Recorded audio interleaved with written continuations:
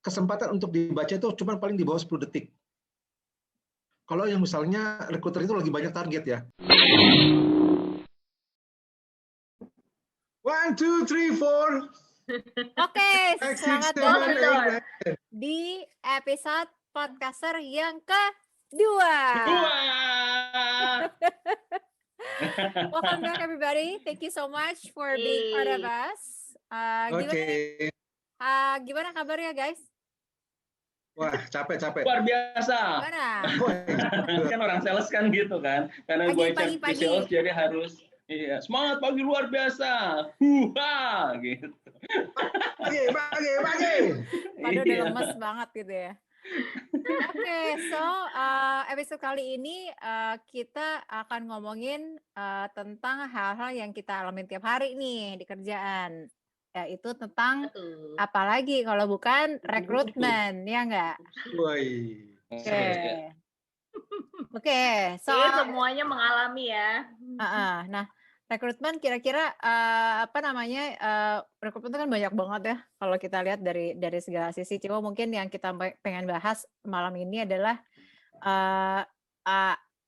apa sih yang dilihat rekruter kita gitu ya, untuk yang kita lihat dari seorang kandidat nih.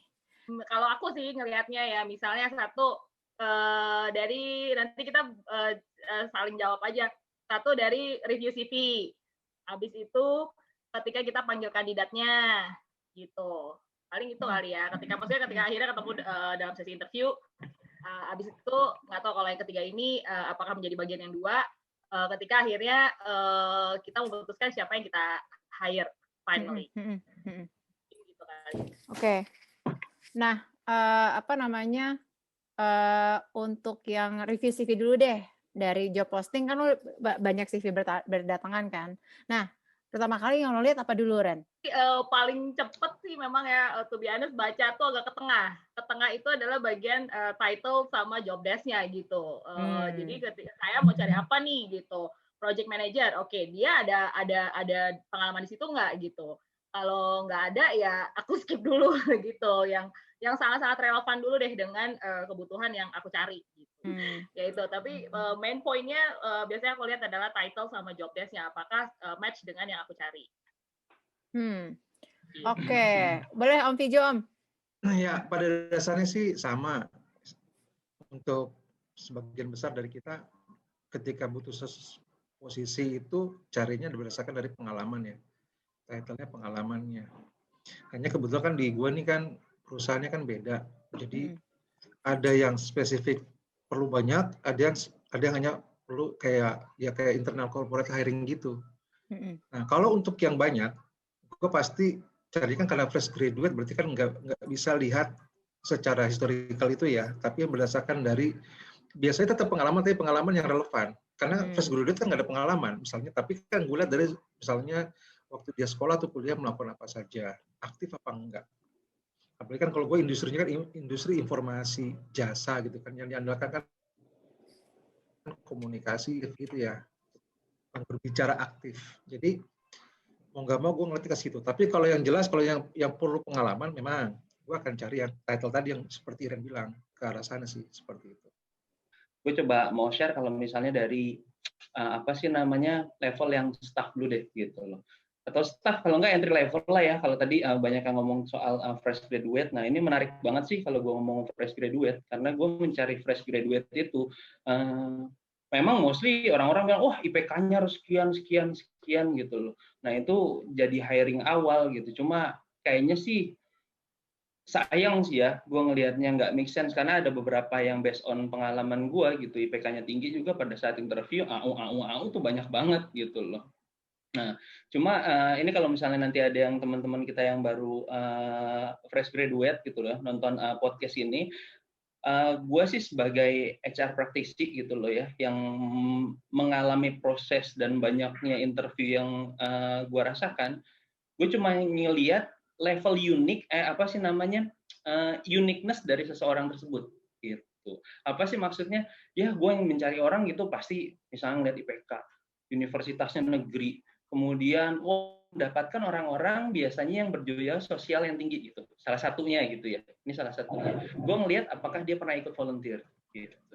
Karena orang yang akan ikut volunteer biasanya itu loyalitasnya sama perusahaan biasanya lebih tinggi gitu loh. Karena dia nggak digaji aja dia bisa mau kerja gitu, apalagi nanti apa sih namanya dengan under pressure yang kita berikan dari perusahaan, kemudian lalala segala macam yang kita kasih, biasanya dia lebih bisa come up gitu dibanding dengan orang yang intelijennya tinggi tapi nggak bisa kuat menghadapi under pressure. Jadi gue cuma highlight aja di awal atau di entry level ini untuk para mahasiswa baru yang masuk, biasanya kita ngelihat level uniknya di mana gitu. Semakin dia unik, semakin dia menarik, itu yang mungkin akan gue pilih. Karena akan menarik pada saat interview juga dia bisa lebih ngomong macam-macam gitu. Wah, cerita ini, oh gue ngelakuin ini, gue pernah jalan ke Lombok, gue melakukan apa sih namanya pemberdayaan desa, segala macam. Wah, ini bagus nih gitu loh. Nah, orang-orang yang seperti ini biasanya itu akan lebih bertahan dan loyal di perusahaan. Dibandingkan intelijensinya tinggi, paling setahun nggak sampai setahun paling dia cabut. Tapi biasanya sih screen awal gue ngelihat dari uniqueness dari seorang kandidat. Oke, Gitu. jadi kalau lo uniqueness-nya tuh dilihat dari organisasi ya kan, mungkin aktivitas-aktivitas di luar sekolah yang memang mensupport karakternya dia gitu ya.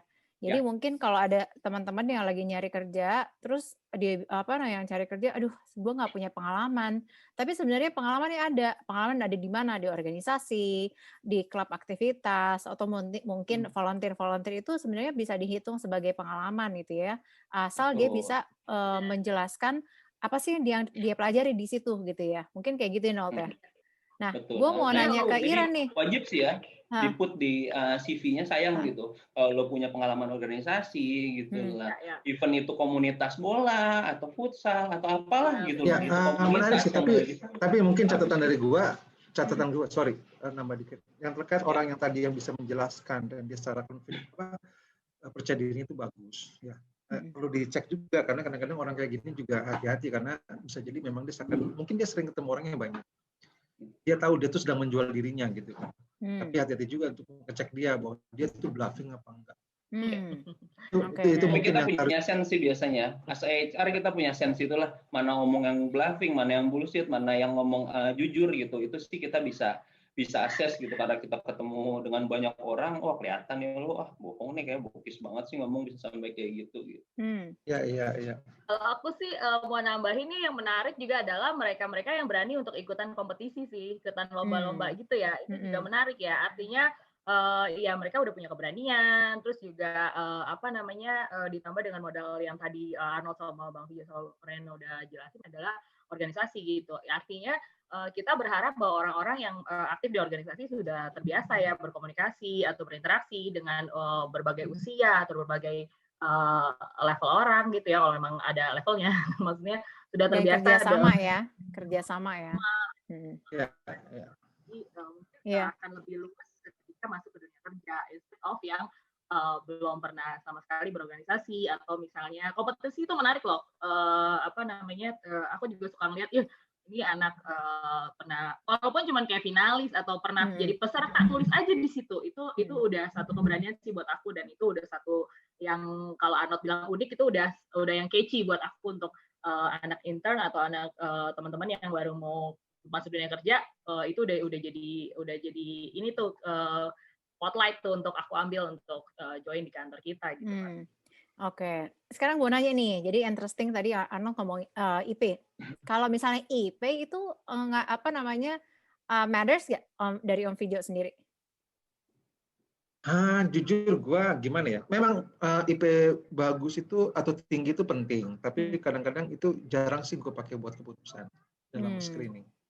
Jadi mungkin salah satu faktor, tapi bukan faktor penentu juga ya? Ya betul gitu loh. Kan gini, kecuali kalau misalnya gini, banyak banget nih kandidatnya, mau nggak mau itu gue pakai. Tapi kalau misalnya ya mungkin gue perlu satu, terus yang nge-play cuma 5, ya mau nggak mau gue ambil semuanya, terus gue seleksi. Tapi kalau misalnya satu, tapi yang nge-play-nya ada 10 bahkan 20, ya mau nggak mau tadi gue melakukan peringkat. Gitu. Gue sih biasa melakukan peringkat. Biasanya gue kalau ke user gue, even di level apapun misalnya gue waktu masih recruiter, Ketika gue jadi manajer atau menjadi level head ataupun level yang sekarang ini, Ger, itu kadang-kadang siapapun user gue pasti hasilnya itu gue peringkatkan. Semacam gue summary, karena coba bayangin aja, hampir setiap user kan kita ngalamin nih, kita kan di HR semua. Semua user kita kan katanya sibuk. Gitu. Nah, ketimbang kita udah capek-capek nyari, kemudian mereka salah kesimpulan, kan sebel juga ya. Masih mending kalau salah kesimpulan ada yang terima salah satunya. Kalau nggak diterima semua reject, kan capek gitu ya. Iya, lo bener loh. Jadi soalnya yang kita cari kayaknya seperti kita nggak punya kapabilitas untuk mencari, kan itu kan menjadi harga diri juga buat HR ya. Serius loh, gue itu serius beneran. Kalau itu sih kayaknya menjadi bagian dari kemampuan kita menjual. Kita jualan juga ya. Itu ya maksudnya ada bagian kandidatnya, tapi juga kayak dari kita HR-nya juga harus kayak ada modal approach dan modal untuk menjual kandidat yang kita pikir bagus gitu untuk bisa diterima oleh user gitu ya. Ya, tapi kan itu kan ada tanggung jawab profesi kita juga kan. Jadi kita artinya juga nggak asal membuat peringkat, tapi mempertaruhkan ya itu tadi sebagai apa ya kapabilitas kita sebagai seorang HR. Karena banyak banget ya pencari kerja, gimana caranya CV gue tuh dilihat sama recruiter.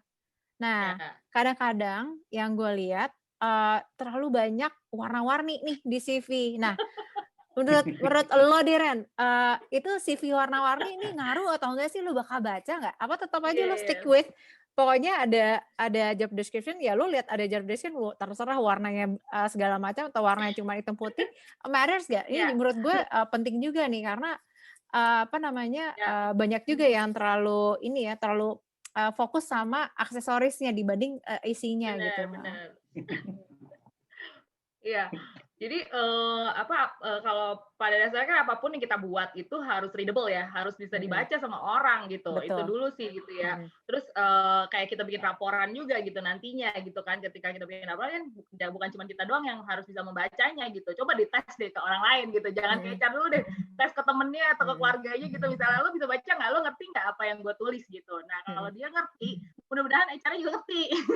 Kalau keluarganya sama temennya aja nggak bisa baca, jangan-jangan kita juga nggak baca gitu. Kalau buat aku sih designing your CV itu oke gitu, tapi matanya kita kan udah terbiasa melihat sesuatu yang mau kita cari gitu ya, matanya HR tuh udah. Jadi kalau misalnya kita melihat desainnya oke, tapi semuanya yang kita butuhkan nggak ada di situ, ya tetap digeser sih gitu, mohon maaf gitu. Jadi harus desain oke, dan poin-poinnya yang seharusnya memang ada di CV kan banyak ya, referensi-referensi atau tulisan-tulisan tentang apa aja sih yang paling penting ada di CV ya, itu harus taruh di situ gitu.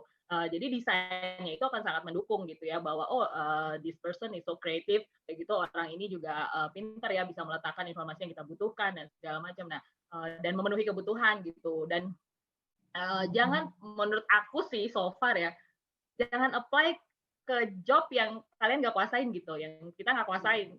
Kayak itu juga kayaknya akan kita nggak lihat gitu. Nah itu menambah kayak kegagalan yang kita rasain. Jadi misalnya, aduh, gue udah apply kemana-mana loh gitu.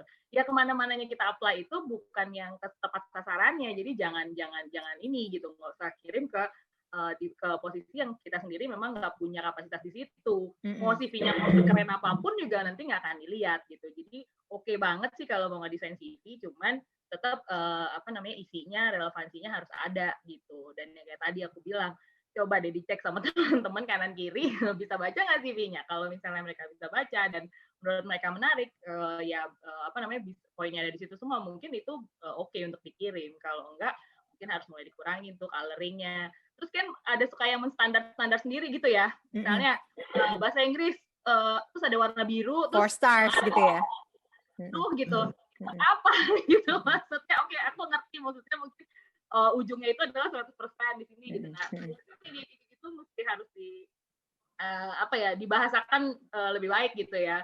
Mungkin harus ada alat ukurnya apa sehingga kita bisa memahami yang kamu tulis itu apa gitu. Microsoft Office terus cuman barnya cuman 75%. Nah, itu 75% apa 60 apa 72 aja gue nggak tahu sebenarnya. Ya, gitu, ukurannya dari mana gitu ya. Ukurannya dari mana kayak gitu.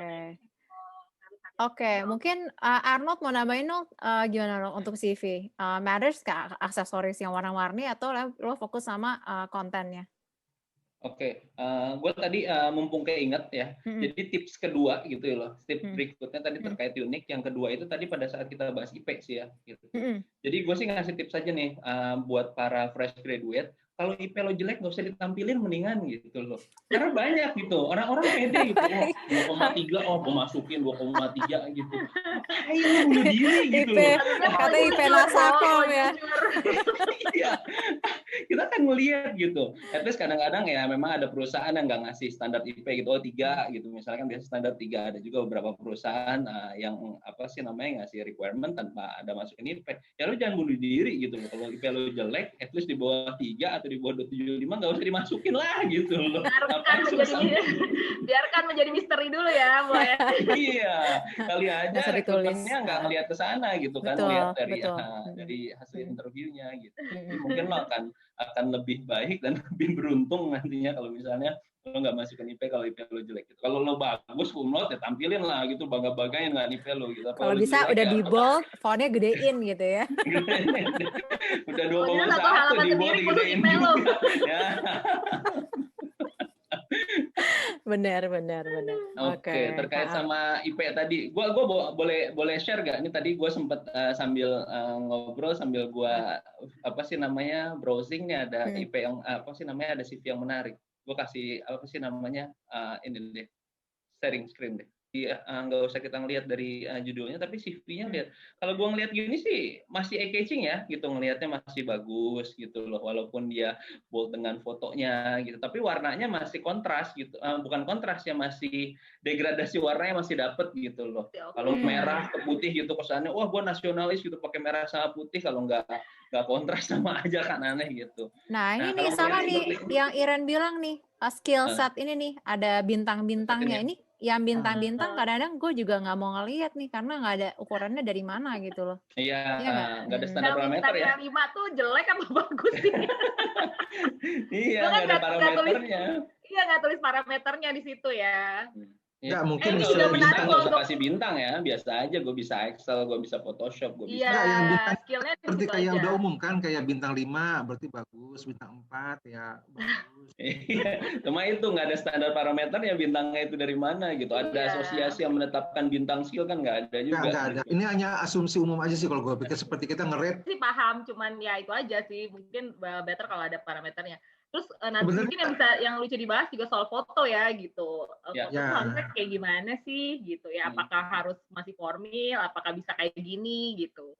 Iya. Menurut gue untuk sekarang fresh graduate, gue rasa nggak usah yang formal. Ini kan salah satu bukan foto yang formal kan ya, 4x4 kayak KTP gitu kan, kita banyak sekarang ngelihat yang kayak gitu. Sebenarnya gue lebih menarik ya kalau dari sisi gue bakal ngelihat foto yang seperti ini gitu loh. Karena sekarang kita apa sih namanya HR gitu nggak akan batasi gitu gaya foto yang harus kayak foto KTP atau seperti ini. Gue lebih menarik yang seperti ini gitu. Karena dari sisi mungkin ada kan psikologi, mungkin Iren lah gitu loh, lebih tahu dari sisi psikologi aja. Kalau kita bisa ngelihat orang yang seperti ini sama seperti ini, udah bisa kita ngelihat dari CV-nya. Wah ini orangnya cheerful nih, kayaknya bagus nih orangnya buat di marketing atau di sales gitu loh. Atau kalau di HR buat HR engagement, kita bisa ngelihat gitu. Berarti tipikal orangnya dari fotonya aja bisa seperti ini. Nah kalau kayak gini gimana? Oh penuh misteri. Oh mungkin orang data analis, ini orang spesialis gitu, bukan orang generalis. Nah mungkin bisa ngelihat dari situ. Dari fotonya dia bisa menampilkan dia mau kemana, jabatannya apa, kita bisa ngelihat. Segitu canggihnya HR, coba bisa memprediksi. Tapi sebenarnya gue juga mau nanya nih, kalau foto matters atau enggak ya? Perlu foto atau enggak perlu foto sama sekali? Menurut lo gimana? Wih wajib kalau gue sih wajib. Iya, menurut gue sih wajib ya. First impression ya, walaupun yang nggak bisa gitu dibilang, ya? oh ini ganteng, ini berarti cantik. Gue nggak bisa nge-play tempat lo dong kalau gue nggak pernah dia kasih foto. Jadi lo nggak ada fotonya ya. Mungkin gini, tambahan sedikit dari gue lah. Intinya gini, sebenarnya yang tadi bilang istilah kontras, tata letak, atau segala macam, mungkin lebih enaknya kita sebutnya grooming ya. Jadi seperti kita nggak pakai baju, kita mau ketemu orang, kan kita supaya, kenapa? Ini yang perlu diketahui juga mungkin buat para ini ya aplikan ataupun yang mau ngelamar fresh graduate, bahwa HR itu nerima CV itu nggak cuma 10 sehari. Iya, artinya bisa 1000, bisa mungkin lebih. Artinya ketika nggak menarik tampilannya, itu akan di skip. Percaya. So pastikan CV yang akan diserahkan adalah CV yang benar-benar yang mungkin boleh dibilang eye catching, ada groomingnya gitu ya. Mungkin nggak perlu warna-warna yang perlu colorful gimana ya. Mungkin begini pun ini berwarna, tapi kan yang pantas, yang groomingnya enak. Jadi kalau misalnya kita pakai baju kotak-kotak, yang jangan lagi bawahannya juga yang pakai garis-garis sananya. Jadi ada sisi pengaturan, ya. Jadi pengaturan yang istilahnya kalau orang gampang itu eye catching tuh bagus gitu. Misalnya tadi warna biru, ini kan dia lihat gradasinya ada pakai kombinasinya warna biru muda sama biru gelap, kuning bisa padukan mana saja mungkin. Jadi sama seperti susah banget ya. Mengkombinasikan warna yang pantas, dan ini memang jam terbang. Jadi kalau misalnya nggak berani seperti begini, baiknya sih main aman aja, tapi ada eye catching-nya. Misalnya dia mungkin bermain font, misalnya di nama pakai font, misalnya fontnya warna yang bisa lebih sedikit menarik ya. Oh, namanya gampang diingat, atau bisa jadi keunggulan yang pertama menjadi summary, kan kadang-kadang kan ada summary gitu ya. Foto kita, alamat baru summary. Nah, kekuatan itu boleh tuh diwarnain misalnya pakai font yang berbeda atau pakai di bold atau apapun, sehingga itu menjadi selling point ketika dilihat di awal. Ingat, kesempatan untuk dibaca itu cuma paling di bawah 10 detik. Kalau yang misalnya recruiter itu lagi banyak target ya, itu CV kita paling punya kesempatan 10 detik untuk dibaca. Sisanya kalau udah ribet akan dioper aja gitu. Tapi begitu ada sesuatu yang menarik, 10 detik itu umum sudah di-keep dulu. Terlepas apakah nanti mau diteruskan itu, tapi kan sudah lolos di tahapan awal. Itu sih sebenarnya. Screening. Yang nilai poin. Gue jadi berpikiran kalau yang CV yang di sebelah kiri yang warna biru ini mungkin industrinya beda sama yang sebelah kanan gitu ya. Benar. Tadi aku mau bilang, kalau foto itu kayaknya harus ngikutin ininya ya, maksudnya taste industrinya ya. Benar, tes industrinya. Kalau yang yang kanan ini yang angkat jempol gitu sih, aku sih masih cukup konservatif ya untuk foto ya. I don't think kayak yang pose-pose begini tuh cukup profesional untuk dilihat gitu kalau memang bukan industrinya ke sana ya, kayak industri. Tapi ini kalau ngeliat gini, kerjain ini oke, kerjain ini oke, jadi apapun yang diminta tuh oke terus. Oh iya. Kalau ketemunya kayak Arnold yang beda nih kerjain ini, serius lo ngerjain itu. Nah gitu loh, jadi ada. Begini contoh, misalnya gue mencari art designer gitu ya, atau art director. Kalau misalnya dia, ini kan posisi-posisi orang bermain desain, jadi kalau misalnya CV-nya biasa itu gue langsung reject. Kalau apa? Kalau CV-nya cuma biasa gitu, template-nya biasa gitu, ya memang grafik bagus, itu biasanya gue reject. Kenapa? Dia kan tahu kan posisinya sebagai art director atau enggak art design ataupun yang terkait dengan desainer atau apapun gitu. Karena kan dia harus bisa bagaimana mengemas dirinya dia dalam 1 lembar ataupun 2 lembar CV-nya dia. Itu penting tuh, itu matter tuh. Makanya mungkin ada beberapa.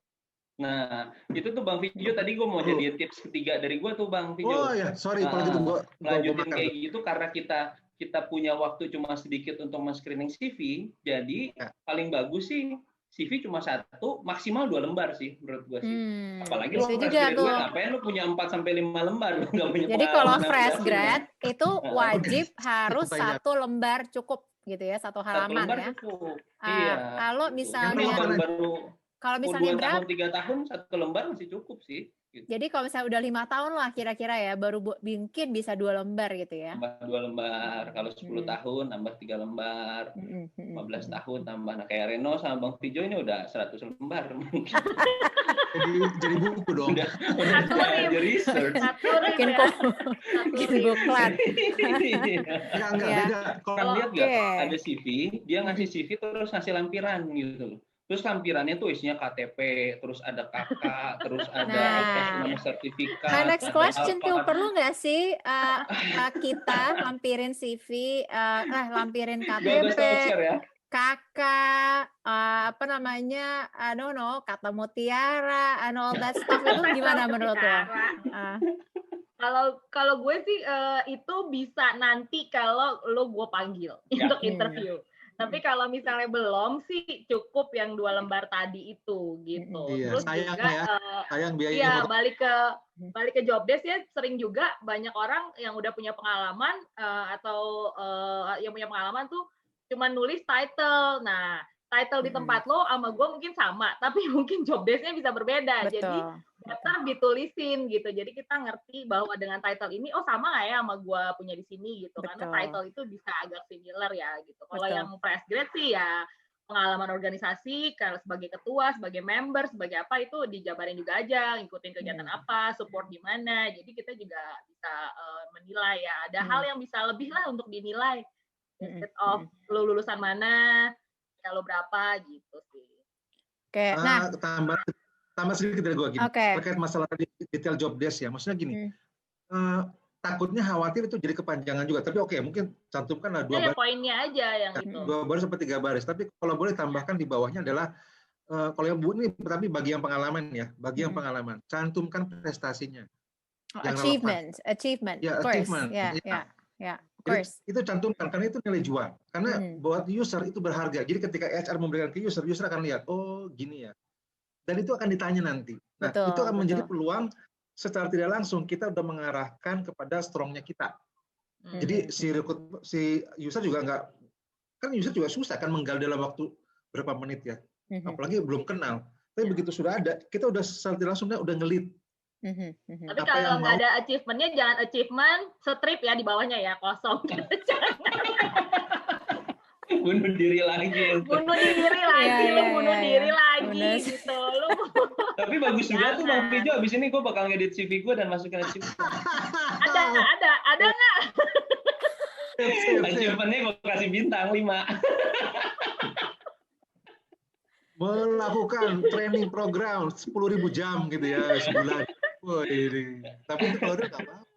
Oke, apa namanya kita 1.000 orang gitu. Kita untuk episode ini kita udah tinggal mungkin 2-3 menit kali ya, karena ini diskusinya lumayan panjang bisa heboh, jadi 2. tapi mesti bikin berapa episode deh.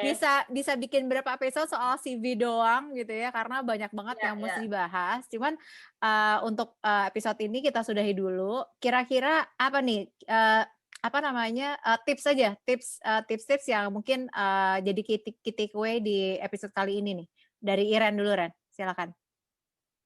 Oke, kalau ngelihat tadi bahasannya kan ternyata tuh kriterianya banyak banget gitu, beda HR, beda industri, beda penilaian terhadap CV-nya kita. Jadi sebelum buat CV, sebelum kirim kemana, sebelum apply kemana, berarti harus banyak-banyak research dulu gitu, harus banyak-banyak cari tahu gitu supaya nonton podcast ini ya.